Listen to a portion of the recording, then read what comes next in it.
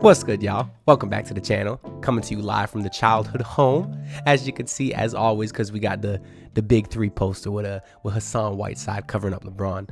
And a lot of people laugh at me for that, but I'll tell you this. If the Miami Heat had Hassan Whiteside on this roster, they would not be letting Peyton Pritchard get offensive rebound after offensive rebound, but we'll get into that. I digress.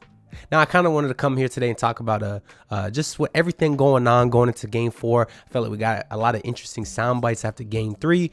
The game itself was interesting, and I wasn't able to post a post-game reaction, not because I was scared. I want to make one thing very clear. I felt very bad I was not able to get a post-game reaction up because it was obviously a very tough loss. The Heat got their ass kicked, and I am always man enough to say when my team runs into a buzzsaw, and that's exactly what they did versus Boston.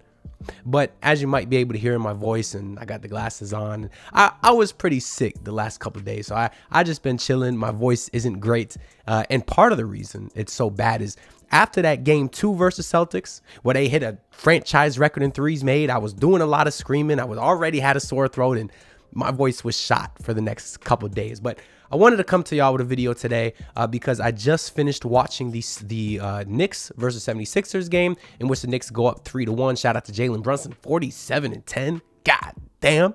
But my main takeaway after watching that game is, man, the Miami Heat could have beat either one of those teams. And it's very unfortunate everything that happened to them this season leading up to Jimmy Jimmy eventually getting hurt versus 76ers. Now, obviously, I want to point out the injury and a lot of the reason the Heat are in the position they are in, which is not even, I'm not giving up hope. I still think the Heat have a chance in this series. And again, we'll get into that. But a lot of the reason they're in this less than optimal position is because it's their own fault. They lost a lot of games they should have won because they either weren't trying or came in sloppy, or obviously Jimmy Butler didn't care in a lot of games this year, but that's all kind of the same thing. So I acknowledge that a lot of this is their own doing, right? But they are still one of the unluckiest teams in the entire NBA. And it's unfortunate to see because in this Eastern Conference this season, you really think that they could have made some noise if everyone is healthy. And I want to acknowledge too, before I get any comments, I know it's not just the Heat, right? The Bucks gotta feel bad for them. Giannis has been hurt all series. He's had injuries in the last few playoffs. Now Damian Lillard is out in Game 4 tomorrow for themselves. We just saw Joel Embiid. He's been playing well, but you could tell he's not himself, right? He's got the Bell's palsy in the face. He's got the knee issues. He's still playing, but he's obviously still banged up. Him, I feel less bad for because he's the bit of a dirty player. We've seen several instances, even today, stepped on Josh Hart's ankle. But then again, it's kind of hard to feel bad for Josh Hart because he dove into Jimmy's ankles last year. Moral of the story, though, I don't want to see anyone get hurt. I'm not that guy. I don't root for injuries. At the end of the day, to quote LeBron, it's just basketball. I'm not out here trying to see guys get hurt. So I do hope that everyone that is hurt gets healthy. But regardless of all of that, the Heat are still unlucky, right? Obviously, kind of the main injury we talk about now is Jimmy Butler, and you just wish that something could have been different. Because if you would have had Jimmy Butler versus Celtics team, it just makes it that much more interesting because I think they could beat him without Jimmy. But if you had Jimmy, it's just that there's a different level of confidence associated with having Jimmy Butler. Because we've seen playoff Jimmy, he is one of the top 5 players in the game. And it just, I think of any little thing that could have made this situation different. A lot of Heat fans in the offseason, including myself, wanted to sign Kelly Oubre Jr. If you did, he would have never hurt Jimmy in this round. If you could have avoided the play-in somehow, which there's a million ways they could have avoided the play-in, Jimmy wouldn't have got hurt. So it's like everything had to go wrong to land to Jimmy Butler being out right now. Now, part of me wonders what this will mean in the long run, because a lot of times there's a blessing in disguise. It's called the butterfly effect, right? Where one small thing now could change the outcome of the future for decades to come. Like, who's to say that because because Jimmy Butler got hurt, that left the door open for Jaime Jaquez to have a nice playoffs and get a lot of minutes. And because he had a nice playoffs, now the Cavs want him and they send us Donovan Mitchell. And then the Heat win 3 straight championships with Jimmy, Donovan, and Bam. It's like you never know. So that is my mindset to try to keep myself sane is saying, okay, yes, this sucks. You waited all season to get to the playoffs and have playoff Jimmy. Now he's hurt. But there's still a chance in the long run that somehow the butterfly effect could work out for us. And this was all for the positive in the long run. But obviously that remains to be seen. And that might not be something we have an answer to till decades from now. You know, we'll just have to wait and see. But even on top of Jimmy Butler, if you could have had Terry Rozier even, I would have felt much better against the Boston Celtics. He just scored 12 points in the first quarter, game 3. You don't think they could have used Terry Rozier? And the part that sucks is he played a month ago. You know, it was that crucial game at Indiana. It was April 7th, I believe. And he was terrible. He had 4 points. And he even said that after the game, he wishes he sat out because he felt like he hurt the team out there. Because, you know, he had the neck problems. That's why he didn't play well. But that was a month ago. He played. Usually when you play a game, you know, you don't miss a whole month afterwards. Usually when guys miss extended periods of time, you could see something visibly happen.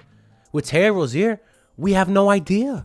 We have no idea what's wrong with his neck. I've heard Ira send out tweets saying it could be neck spasms, and I know those are a tricky thing. They're a bit more random. I know right now I think he's technically listed as week to week, but it sucks, man. A whole month? I mean, even Jimmy, he played the rest of that Philly game. So I would have hoped that because he could do that, he could have came back in maybe 2 games, not miss, you know, not be week to week, be out at least a month as we're hearing about Jimmy Butler. Now, after that Philly game, we saw Jimmy limping. You knew it wasn't going to be great, but I figured, hey, he just played 3 quarters with the MCL sprain. I'm sure he could play again in a week, but no. So he's got a long-term injury, and the Terry Rozier is a long-term injury, and it just sucks because those are, you know, your 2/5 of your starting lineup. Really, it's kind of like 3/5. Your whole starting backcourt, because if Duncan Robinson was truly healthy, we know he would have been starting. And you see him play these last few games in the playoffs. He's only playing like 15 minutes a night. And he can't move. He can't hit his shots. And it's because he's hurt. He's got back problems. He even said himself he don't think he'll be right until he gets an off season. And it sucks. Because the way Duncan Robinson was playing this season, he truly could have been something that put this team over the top. He was such a dynamic and versatile player this year. And at points, the offense ran through him. Whether he was the guy shooting, whether he was the guy they were setting screens for, or he was the guy facilitating out of those actions. And the fact that you got him hurt as well, it's very, very unfortunate. Because the Heat could have really made some noise in this Eastern Conference. So it sucks. Now, part of the reason I still think the Heat can make some noise is because they looked damn good in that game 2. Now, I know they hit a franchise record in threes and they still almost lost. But it's not even so much I think the Heat are a better team than the Celtics because, you know, when they're as hurt as they are, they're not a better team. But I think that dog mentality can make up for it. I really think that if the Heat could have came out and won game 3 or at least made it competitive, the Celtics' entire mentality would have been shot. I've talked about this many times, and again, it's not just me. You hear a ton of people talking about it. I mentioned the other video. You heard Nate Robinson say the same thing on the OGs podcast with Mike Miller and Udonis Haslem. But the Celtics just do not have dogs. They're not mentally tough, at least not to the level of the Miami Heat.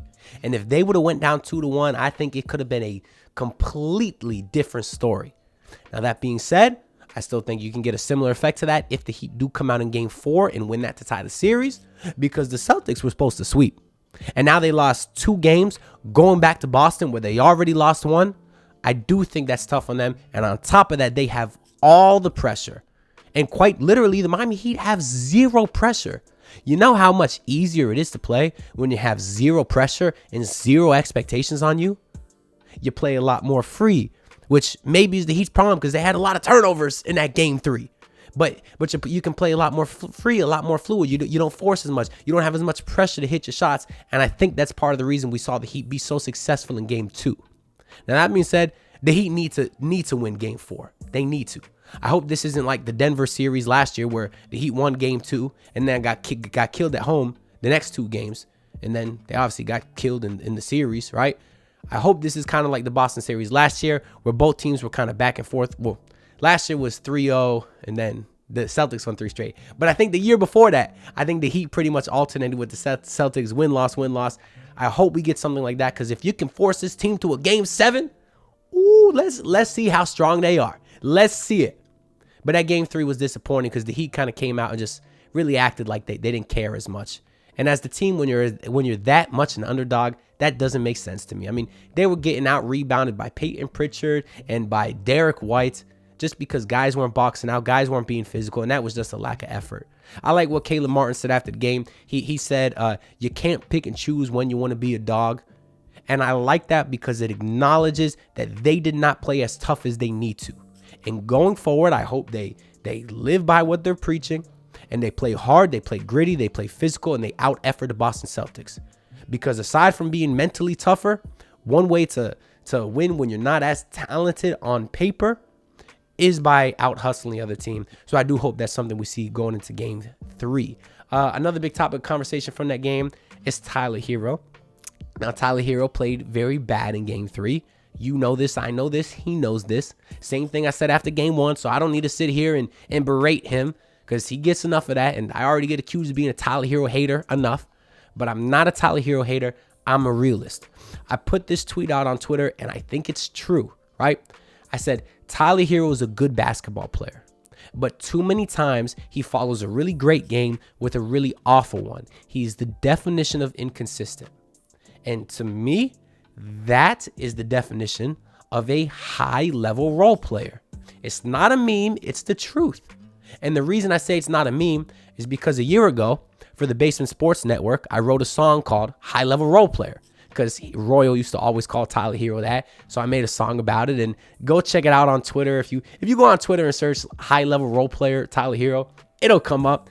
And it was to the beat of Because I Got High. I was like, because he's a high, because he's a high, because he's a high level. Well, I should not be singing with this voice. Maybe I'll end the video with that. I don't know. I don't really want to get copyrighted. Because if y'all didn't know, like, the YouTube has started demonetizing a lot of my past videos, but specifically the ones where I showed highlight clips, because I guess now I can't use highlight clips in my videos. So going forward on post games, you may not see the actual clips. And if I do, it'll just be a couple seconds because I'm not trying to get I haven't got copyright striked. I just get demonetized because the NBA gets all the ad revenue from my videos, even though I only showed like 10-second clips in a 15-minute video. But no, let the billion-dollar corporation get all my money. It's stupid. But anyways, Tyler Herro is a high-level role player. That's not an insult. Every team needs high-level role players. But the reason he's a high-level role player, not a star, is because he can't do it night in and night out. And when guys key in on him, he's often sometimes worthless. I think he's more comparable to a Jordan Clarkson or Austin Reeves. Now, he may be better than those guys, but I think they're in a similar tier. So that's just how I feel about Tyler Herro. I don't think he can be the star. I don't think he can be the go-to guy. I think he can have multiple games in a playoff run where he carries the team to a win, but he can't do it night in and night out. And that's just how I feel about Tyler Herro. That's pretty much all I got to say for this video, though. Once again, the playoffs are not supposed to be easy. You're not going to go out there and beat the Celtics in 5. So you know what? I'm standing on my word. I'm standing on business. And the Miami Heat will defeat the Boston Celtics in Game 4 as they go on to win the series in 6 games. That's just my opinion. And I also noticed I'm wearing the Dolphins shirt. Shout out to them for having a decent draft. I guess I don't know. I don't know none of these guys. Chop Robinson, I like they drafted a D end or an edge in the first round just because I feel like it was somewhat of a position of need. I'm really tired of them drafting cornerbacks in the first round because I'm tired of Igbenogany's and Cam Smith. I know he's a second-round pick, but I think they need more guys on the D-line anywhere. So I like the pick. That Jalen Wright, I think it's his name, the running back. That dude is jacked. So you know I'm hype about that. So should be a fun season. Because the Heat postseason might be short. Need something to look forward to. Got the Florida Panthers. They just lost a chance at a sweep yesterday, but they're still up 3-1. I don't know if you'll be able to tell when watching, but I've edited out so many cuts where I just had a coughing attack. I better get out of here. I'll probably see y'all with a post game after the Game 4 tomorrow. I'll see how I feel.